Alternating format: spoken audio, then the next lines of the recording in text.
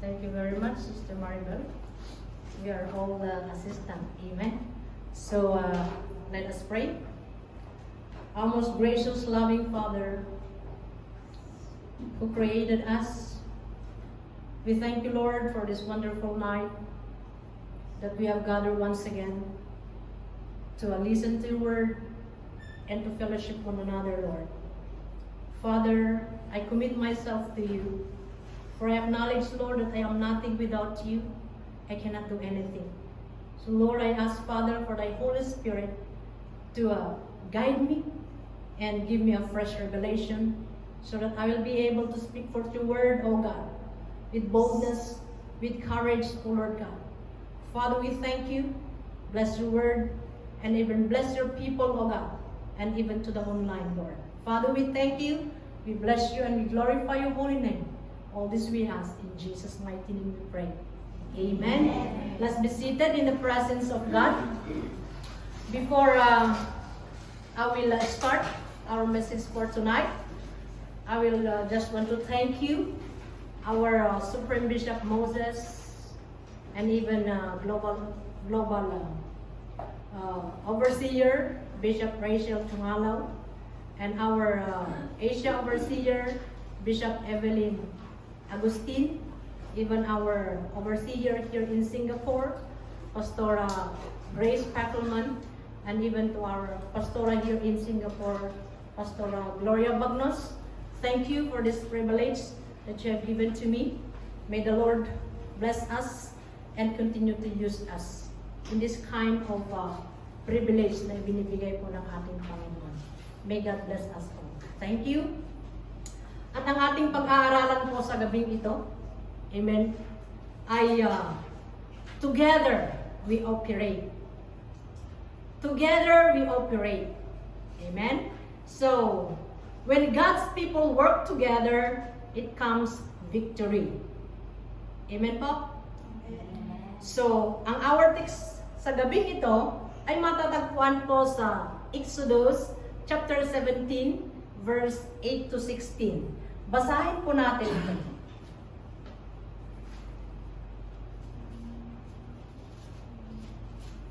Sabi niya po dito sa Tagalog, nang naroon pa ang mga Israelita sa Rephidim, sinalakay sila ng mga Amalekita. Sinabi ni Moses kay Jose, pumili ka ng ilang tauhan natin at makipaglaban kayo sa mga Amalekita. Tatayo ako bukas sa ibabaw ng burol habang hawak ang baston na inuutos ng Diyos na dalhin ko. Verse 10, kaya nakipaglaban sina Jose sa mga Amalekita ayon sa inutos ni Moses. Habang sina Moses, Aaron at Hur ay umakyat sa bundok, at habang nakataas ang kamay ni Moses, nananalo ang mga Israelita. Pero kapag ibinababa niya ang kanyang kamay, natatalo naman ang mga Amalekita. Okay. Nang bandang huli, nangalay ang kamay ni Moses, kaya kinuha nila Aaron at Hur ang isang bato at pinaupo roon si Moses. Itinaas ni Aaron ang isang kamay ni Moses at ganun din ang ginawa ni Hur sa isang kamay hanggang sa lumbog ang araw. Kaya natalo ni Jose ang mga Amalekita. Pagkatapos sinabi ng Panginoon kay Moses, isulat mo ito para hindi makalimutan at ipaalam mo ito kay Jose. Uubusin ko ang lahi ng mga Amalekita. Gumawa si Moses ng altar at tinawag niya itong ang Panginoon ang aking bandila ng tagumpay. In verse 16, sinabi niya, dahil sa itinaas ang mga Amalekita ang mga kamaw nila sa trono ng Panginoon, patuloy na makikipaglaban sa Amalekita ang Panginoon magpakailanman. So, naintindihan po natin. So, I will going to tell you about the background of this topic. Ang background po itong nabasa po nating kwento ng unang laban nila sa Israel ng Amalekita. Matapos silang ilabas ng Diyos mula sa Ehipto. Hindi po sila sanay sa mga digmaan dahil noon ang mga Israelita ay alipin po sila sa Ehipto. So wala po silang karanasan sa mga digmaan o labanan. Pero kinailangan nilang lumaban dahil sinalakay sila ng mga Amalekita.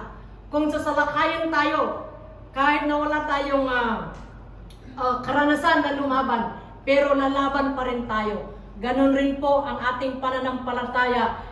Kahit na po ikaw isang baby Christian or matagal ka ng Kristiyano sa buhay mo, darating ang pagsubok sa ating buhay. Ano po ang gagawin natin? Lalaban po tayo.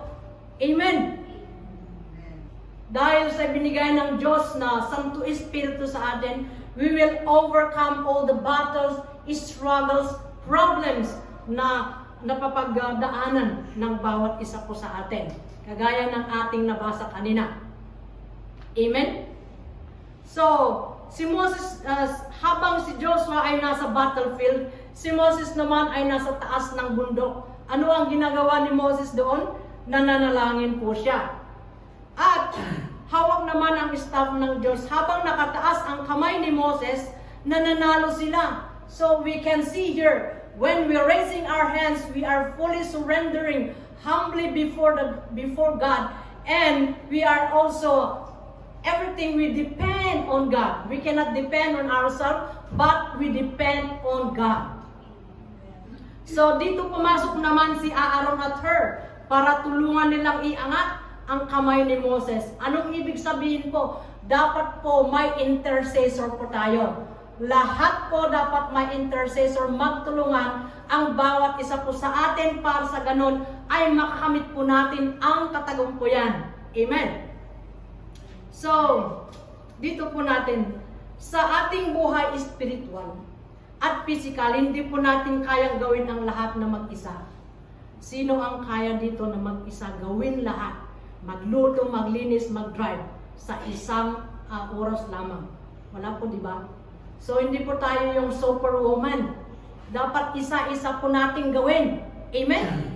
Mga kalaban na hindi mo kayang harapin. May mga laban po tayo na hindi po natin kayang harapin lang na mag-isa. May mga problema na hindi mo kayang buhatin na mag-isa. Amen? May mga season na napapagod ka. Nanghihina ka dahil sa trabaho mo, dahil sa mga amo mo na kasungit-sungit. But, nanghihina ka at minsan gusto mo nang sumuko. Pero, encourage ourselves na wag po tayong sumuko. Amen? At minsan, may mga problema, pero hindi lang kakulangan ng lakas, kundi kakulangan ng kasama at minsan kakulangan rin ng pagsuko ng buong puso sa Diyos. Kasi kahit gaano ka kalakas, darating ang araw at punto na napapagod rin tayo dahil we are still in the flesh. Kahit gaano ka ka-spiritual, may pagkakataon rin na nanghihina ka. Alam nyo mga kapatid, kahit na yung napaka-strong, very powerful evangelist, matitinag rin pagminsan. Bakit? Sabi nyo, nawawalan na sila ng mga intercessors. Kulang na mga prayer warriors. Kaya kailangan po nating magsumikap na itaas ang bandila ng ating Panginoong Jesus sa mga alagad na kanyang pinatayo or kanyang pinili na siya pong maglilid po sa atin. Amen. Kaya doon natin ma-realize na kailangan natin ang tulong ng bawat isa sa pananampalataya at kailangan rin natin na masilyuhan po tayo ng banal na espiritu. Ang buhay ng isang Kristiyano ay hindi po solo mission. Ito po ay team mission. Teamwork po tayo. Kaya dito po tayo, nag-teamwork po tayo na nagpuri sa ating Panginoong Hesus sa gabing ito. At kaya nga po, tinawag po tayo na isang pamilya. This is our family of free believers in Christ. My family, my surname is Gayap. So I belong to Gayap family. So there is another Baniwas family, Dayag family, ganun. Mayroon tayong mga iba't ibang mga pamilya na doon po tayo mananaris, mai-equip at mapapalago ang ating pananampalataya o kaya sa ating mga pisikal. Yung good manners and right conduct. Amen. Saan tayo makukuha ng good manners and right conduct? Hindi mo sa labas, kundi sa loob ng tahanan. Kaya kung paano mo pinalaki ang iyong mga anak, makikita sa iyo kung gaano mo pinalaki ang iyong anak. Amen. So, together we operate. Amen.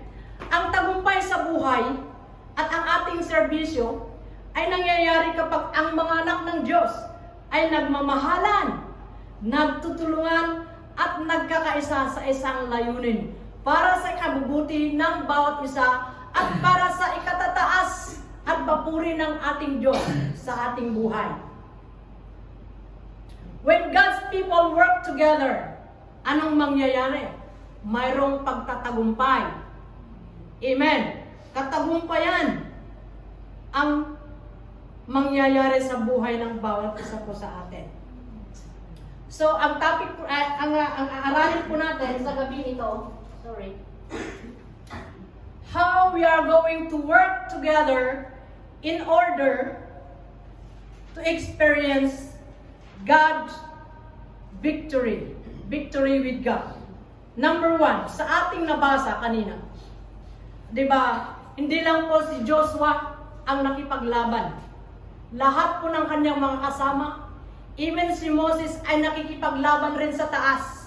Because you know why? He is raising his hands to the Lord that he is depending on God. He wants God to give him the power. Amen. Because the power that comes from God, that nobody can, walang makakatalo. Amen. So, ang number 1 po ay, they are sharing their struggle in battle. Kaya we need to share our struggle. When we are in battle, mayroong mga problema sa pamilya, may mga problema dito sa ating pananampalataya. We need to share. Amen. Kasi ang laban ay hindi lang para sa isa or para lang sa iyo, kundi ito po ay laban ng lahat. Dahil nga pamilya, di ba kung may pamilya ka, kahit nagaanong yung pamilya mo ay pag minsan is marahas sila sa iyo. Pero kung nasaktan man nila ang iyong kapatid, ikaw rin ay nasasaktan. Rikna ka, kinyada. Amen? So, dito po sa ating nabasa, kanina sa Exodus chapter 17 verse 6, na nabasa natin na si Joshua ang kanyang mga kasama. Amen? So, dito, nag-submit si Joshua at ang kanyang mga kasama sa inutos ni Moses. Hindi po nag-disobey si Joshua at sa kanyang mga kasama. Nung sinabi ni Moses na mamili ka ng iyong mga kasamaan para kayo'y makipagdigma doon sa Amalekita, nag-submit, nag-obey. And when there is submission and obedience, there is covering. They will cover you. God will cover you on His wings. Kaya, alam nyo, kailangan na tayo palagi nakasurrender, humbly before God, dahil nakita natin sa ating nabasa kanina, nung ibinababa ni Moses ang kanyang kamay, natatalo sila. Ganyan rin ang spiritual, mga kapatid. Kung ikaw ay nanlalamig sa iyong pananampalataya, talagang matatalo ka. Anong gagawin mo? Let us surrender fully to the Lord. And the Lord will going to restore us. The Lord will going to renew us. Amen po. Kaya kung ikaw po'y napapagod na sa iyong trabaho, because you have a goal for your family in the Philippines to give them a greener pasture. Makapag-aral po yung mga anak mo, kahit na ikaw nahihirapan dito, wala kang pagkain sa umaga, walang pagkain sa lunch, dinner, mag-inom ka ng tubig, pero anong ginagawa natin? We persevere, we endure. Dahil mayroon tayong pamilya na nag-aasa sa atin. Ganon rin ang spiritual. We need to learn to lean on God, surrendering fully to the Lord, and let God be God to yourself. Dahil wala pa tayong magagawa, mag-isa ka, wala kang magagawa. Kailangan natin ng kasama. Sabi nga doon sa Corinthians, tulad nga po doon sa Corinthians chapter 1,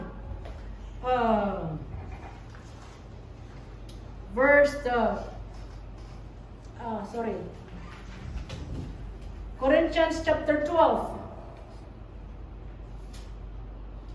1 Corinthians chapter 12, verse 14 to 27, sabi niya, ang katawan ay binubuo ng maraming parte. Ganyan rin po tayo, mga kaibigan. Ang katawan ay binubuo ng maraming parte at hindi lang isang parte. Kaya kung sabi ng paa, dahil hindi ako kamay, hindi ako parte ng katawan. So paano yun? Iputol mo siguro ang kamay mo. Di ba? At kung sabihin naman ng tainga, dahil hindi ako mata, hindi ako parte ng katawan. Pero parte pa rin tayo, hindi nangangahulugan na hindi siya parte ng katawan. Dahil kung ang buong katawan ay puro mata, ano na ang mangyayari sa'yo? Imaginin mo, wala kang pupuntahan dahil wala kang paa. Nakaganon ka lang. O tumitingin ka lang. At wala kang bunga rin. Hindi ka rin makapagsalita. Paano ito makakarinig? Sabi niya. At kung ang katawan ay puro lang tenga, paano ang nakakaamoy? Ngunit nilikha ng Diyos ang ating katawan na may iba't ibang parte ayon sa kanyang nais. Napakabuti naman ang Diyos. Amen. Kung ang katawan ay binubuo lamang ng isang parte, matatawag ba itong katawan? Oh. Kung wala kang membro, matatawag ba itong iglesia? Kung sabihin mong ikaw ay missionary at wala ka namang membro, hindi po ito natatawag. Di po ba? Hindi ito natatawag na isang pamilya o isang katawan. Ang totoo, ang katawan ay binubuo ng maraming parte, ngunit iisang katawan lamang to. Oh, talagang napakabuti ang Diyos. Tingnan natin. Ilagay mo nga yung mata mo doon sa likod. O, mabubunggo ka. O, di po ba? Kaya hindi maaring sabihin ng mata, sa kamay hindi kita kailangan. So mga kapatid, wag po nating sabihin na, sister, hindi kita kailangan dahil malakas ako. Kailangan natin ang bawat isa na we need to operate together in our service, in our family, so that ang layunin po natin ay magtatagumpay. Walang tumataliwas. Oh, di ba? Kung tumataliwas ka, sabi nga, no man is an island. Kaya sabi niya dito, hindi kailangan at hindi rin masabi ng ulo sa paa, hindi kita kailangan. Ang totoo, ang mga parte ng katawan na parang mahina ay siyang pang kailangan. Ano yung napakahinang parte ng katawan natin? Puso. Ay, sabi niya dito, ang mga parte ng katawan na sa tingin natin ay hindi gaanong mahalaga, ay inalagaan nating mabuti. Alam nyo, ang mga parte ng katawan na sa tingin natin ay hindi gaanong mahalaga, ay inalagaan nating mabuti. Alam nyo, pag minsan ang mga mukha natin, dyan lang natin inaalagaan ang mga mukha. Pinapakinis natin ang ating mga mukha. Binibigyan natin ng mga RDL, nililagyan ng mga lipstick, mga pabango. Pero kumusta ang puso natin? Inalagaan ba natin ang ating mga puso? The most important that we are going to take care in our service to God or in our sa ating pananampalataya ay ating puso. Kung mawala na itong pump ng puso mo, talagang matitigok ka na. Mawawala ka na. Pero, pag nadungyaran day tarupam, mabaling pailaang nga makita da nga si ka niligaya. Ngem, nandiyan pusong kit na dadaangan. Iso nga ko na guard your heart because it is will spring of life. Amen. Kaya nga sabi na doon, in verse 24, hindi ang kailangang pagandahin ang mga parting maganda na. Oh, maganda ka na nga, pinapaganda mo pa. Ang buhok mo ay kulot, pinapaunat mo pa. Napakakinis na nga ang mukha mo, pinapakinis mo pa. Ang dapat nating pakinisin, let your heart be refined.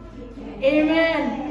Refine your heart para sa ganun ay, kung na-refine ang iyong puso, talagang you are going to, alam mo yung mukha mo, become radiant.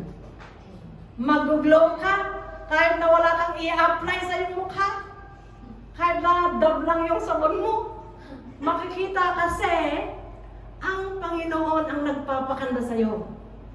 Hindi yung kinakaya mong pagandahin ang iyong mukha, pero hindi mo naman kayang pagandahin ang iyong pag-uugali. Paano yan? Diba?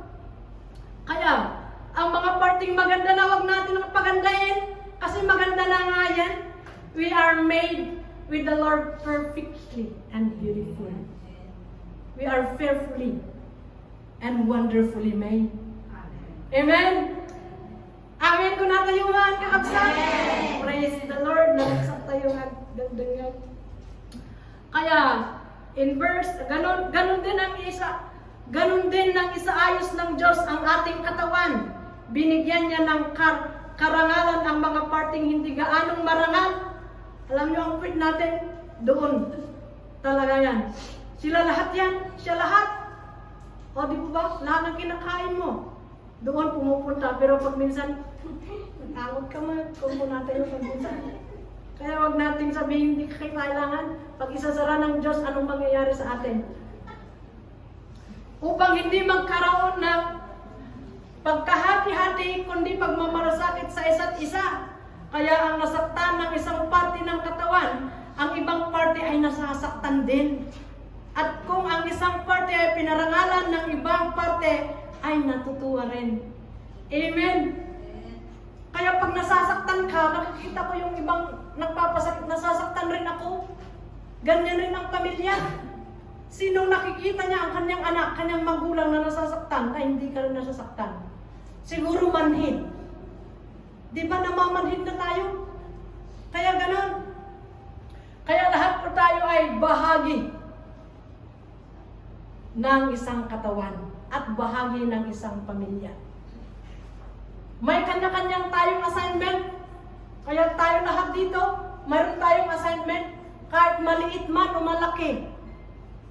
Paglilinis man sa floor o kaya sa pag-arrange ng mga chairs.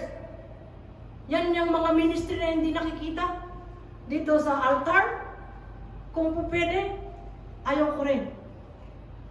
Kasi dito nakikita, malaki yung paratang pag nakataas tayo dito. Everyone is accountable who is teaching the Word of God. Kasi kung nakulangan mo o sinubrahan mo, ay sungsungbatang to, hinihapo Diyos di dyan.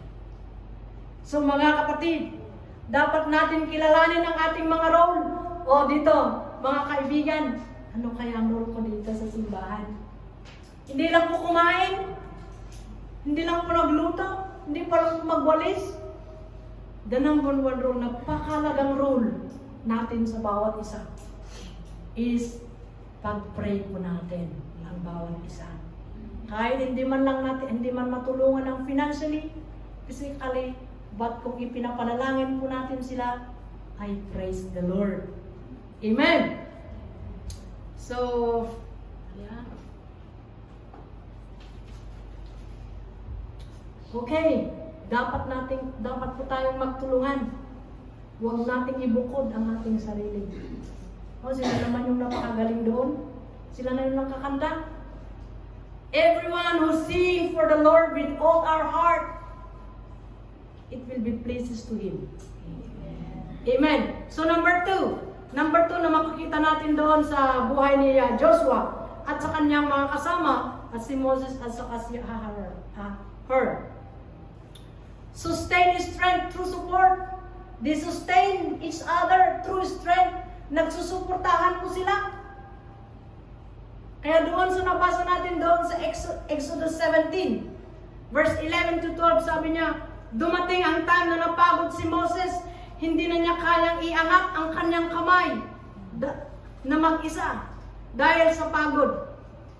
Kaya tinulungan siya ni Aaron at her. Ito ang magandang aral na ating isagawa. Sa larangan ng pagsusuporta, mapapisikal man or spiritual na gawin, kapag nanghina ang isang kapatid o nanghina ang isang pamilya, dapat nating tulungan. Huwag pa tayong isang selfish ba? Selfish po tayo kahit na nakikita natin na kailangan niya ang tulong, hindi mo man tinutulungan. We need to, you have the initiative. You have the initiative to help. Amen? Kaya magsuporta po tayo. Alalahanin natin na through our support, financially, physically, spiritually, ang Diyos ang mapapupurihan. Kaya let us sustain and support through sustain strength through our support sa ating pamilyang ito dahil maraming mga activities or mga mission, mga projects dito sa pamilyang ito. It is good to invest in the kingdom of God rather than invest outside yung mga business na nai-scam po tayo. Alam niyo, pag investment, sabi, mananalo ka dito ng 1 million. Ala, sige, i-withdraw mo na ang 1 million mo at magdodouble yung 1 million mo ng into 2 million. Maraming nai-scam. But here, investing in the kingdom of God, you will never scam. Amen. Kaya dito, dapat tayong magsuportahan. Suporta ang bawat isa po sa atin. Patuloy tayong suportahan ang mga alagad ng Diyos through prayer, kagaya ng ginawa ni Aaron at saka si her. Sinuportahan nila. While Moses is interceding for Joshua's company, fighting against the Amalekites, Aaron and her is also interceding for him. Nag-i-intercede po siya, hindi siya pinabayaan. Okay lang si Moses kasi matatag yan. Malakas po yan. Hindi. Kailangan ang tulong ng bawat isa po sa atin. Tignan nga natin doon sa Ecclesiastes 4, 9 to 12. Ecclesiastes 4, 9 to 12.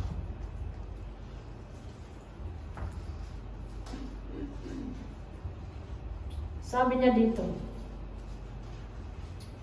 mas mabuti ang may kasama kaysa mag-isa. O sabi niya, siguro yun pala siguro ang mga single gustong may kasama kaya naghahanap. Hindi nga binibigyan ng Diyos. Hinahanap mo pa. Kaya, wag nating hanapin yung hindi para sa atin.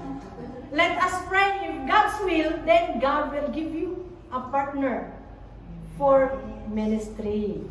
Amen. Baka yung hinahanap mo, yung breakfast mo, suntok. Ng breakfast mo, lunch. Oh, di ba? Maraming mga mag-asawa na nagsisiparate dahil sa ganyan. Kaya mas marami silang magagawa kung marami tayong kasama. When we work together in the kingdom of God, maraming mai-assure sa Panginoon. Kaya kapag nadapa ang isa sa kanila, may maitatayo siya ng kanyang kasama. Kaya nakakaawang taong nag-iisa at nadapa dahil walang tutulong sa kanya. Pero, if God is with us, who can be against us? Amen. Kapag malamig, pwede kayong matulog ng magkatabi at pareho kayong mainitan. Pero kung nag-iisa ka, paano ka maiinitan? Madali kang matalo kung nag-iisa ka. Kaya kung mayroon kayong mga problema, huwag kayong mag-isa. Call your leaders, call your bishop, call your pastor, and ask for counseling. Or ask for prayer. Because covering, talagang ma-overcome mo yan, mga problema mo. Kaya, madali kang matalo kung nag-iisa ka, pero kung may kasama ka, mahirap kayong talunin. Tulad din ng lubid na may 3 pilipit na hibla, mahirap itong malagot. Kaya magtulungan po tayo. Amen. Even sa Galatians 6:2 sabi niya, tulungan ninyo ang isa't isa sa mga problema at sa mga ganitong paraan ay matutupad ninyo ang utos ni Kristo. At tignan natin kung ano yung problema niya. Baka sabi niya, na-scam ako, pabuludan ng mantikwarta. You can lend, but they say, you lend that you can, ipabulod mo, Jay, kayang malipatan. Kunada. Oh. Kaya dito, patuloy po tayong magpasigla. Patuloy po tayong mag-encourage ang bawat isa. Sabi nga doon sa Hebrew chapter 10.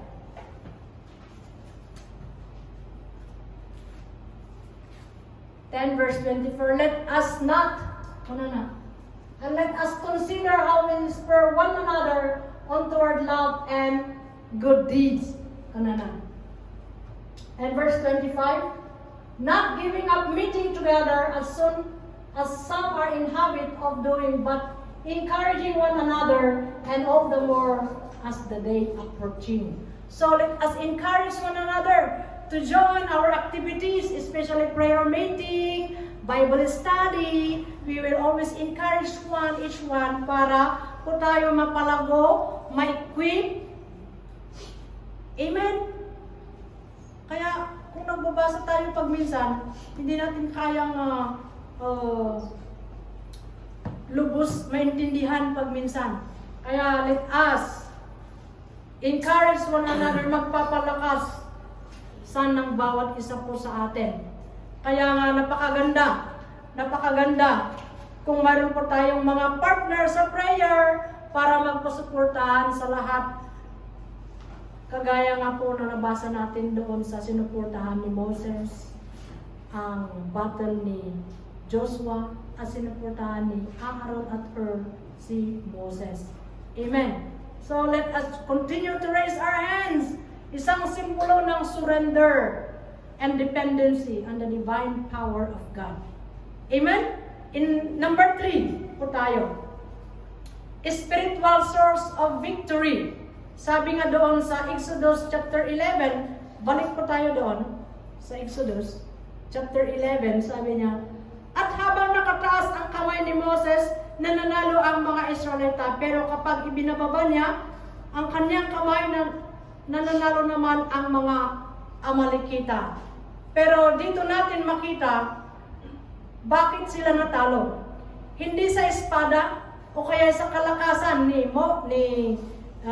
Joshua at sa kanyang mga kasama, kundi sa pagsasubmit niya kay Moses at paghahambol niya, pag-uubi niya. Dahil sa pag-ubi niya, Moses covered him with prayer. Amen. Kaya, ang tagumpay, we are covered by our bishop, our pastor, our leader. Kaya nga sinasabi nila na they encourage us, kung saan ka pumunta, Pastora, can you cover me with your prayer? And your pastora say, God bless you. Di ba napakagandang pakinggan na God bless you. Okay, kahit na maglalakad ka dyan ng kasi you have been covered by prayer. Amen. Kaya sa pagtaas, kailangan nating i-surrender lahat. ang ating buhay sa ating Panginoong Hesus. Idepender po natin ang ating buhay. Kahit na anong laban mo, kapatid, kaya mo yan. Kaya mo yan. Through the power of the Holy Spirit and the divine power of God. Amen. Kaya, spiritual source of power, victory. Saan po natin makukuha ang spiritual source of victory?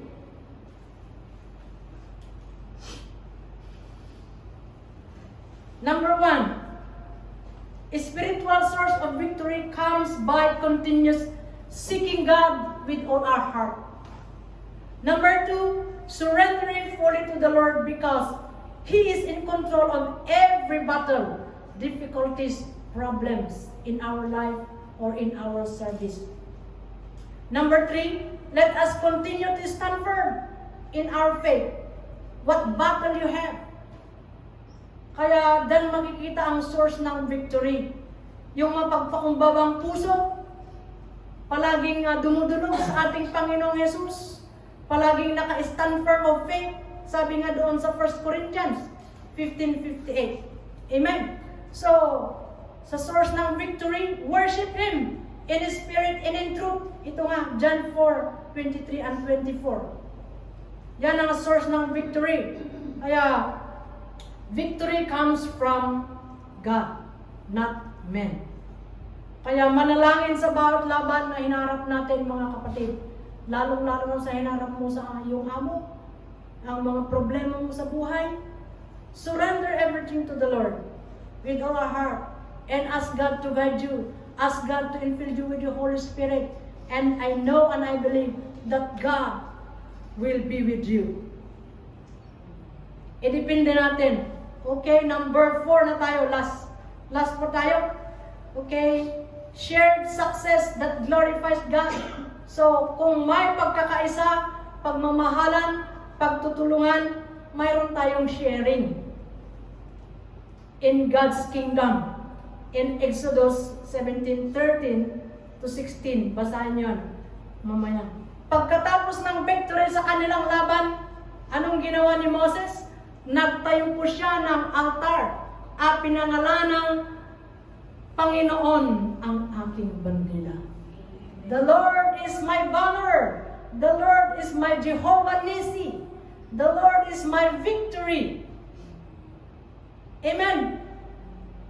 Masaya kang sabi mo, the Lord is my victory. I have overcome the battle. I have overcome the problems in my life because of the help of God and help of each and every one of us. Amen. Hallelujah. So, the Lord is my banner means the God is the source of victory, protection, covering, and encouragement. Tignan natin dito ang victory nila, hindi nila inangkin. Hindi inangkin ni Moses. Dahil sa aking panalangin, nagtagumpay ang battle ni Joshua. Pag minsan nasasabi natin, kasi sa akin kung hindi ko yan ginawa, ay hindi yan mangyayari. Inaangkin mo ang gloria. Hindi po natin angkinin ang gloria, kundi ibigay po natin lahat ng Diyos sa gloria pa sa salamat sa ating Panginoon lamang. Huwag po nating angkanin dahil wala po tayong pagmamay-ari. Amen? Kaya ibigay sa Diyos.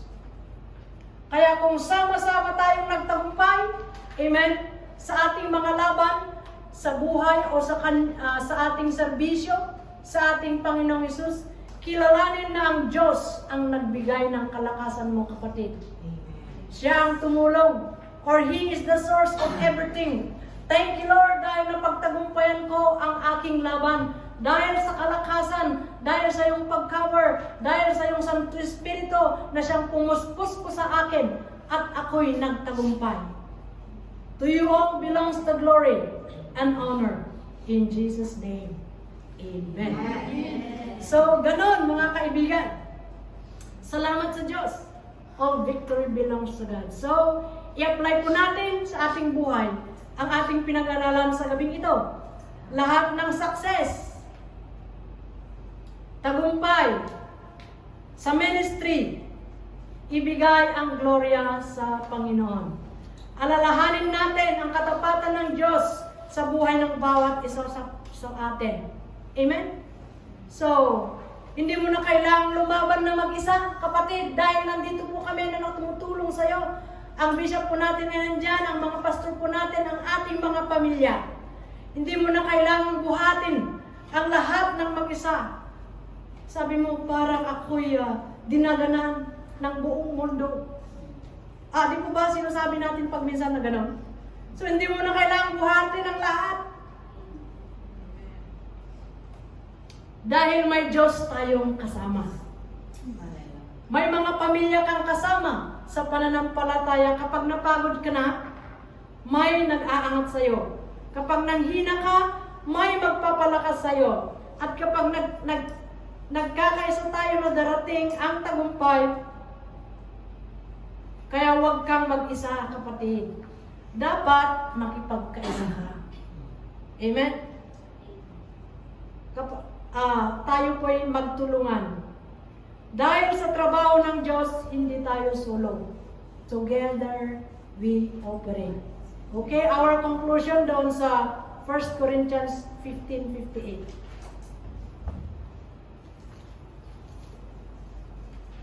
Sabi ko nga niya, kaya nga mga minamahal na kapatid, magpakatatag kayo at huwag manghina sa inyong pananampalataya.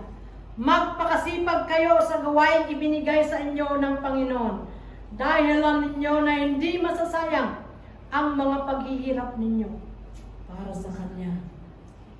Hallelujah! Thank you, Jesus. Let us stand and pray. Lord, we thank you for your word. Sa gabing ito, Panginoon, na naibigay mo po sa amin. Bless your word, Lord. Seal it into the heart of your people, and it will be used in accordance, O God, for your purpose and your will in our life. We thank you, we bless you, and we glorify your holy name. All this we ask in Jesus' name. Amen. So, babalik ko po sa MC. Thank you very much.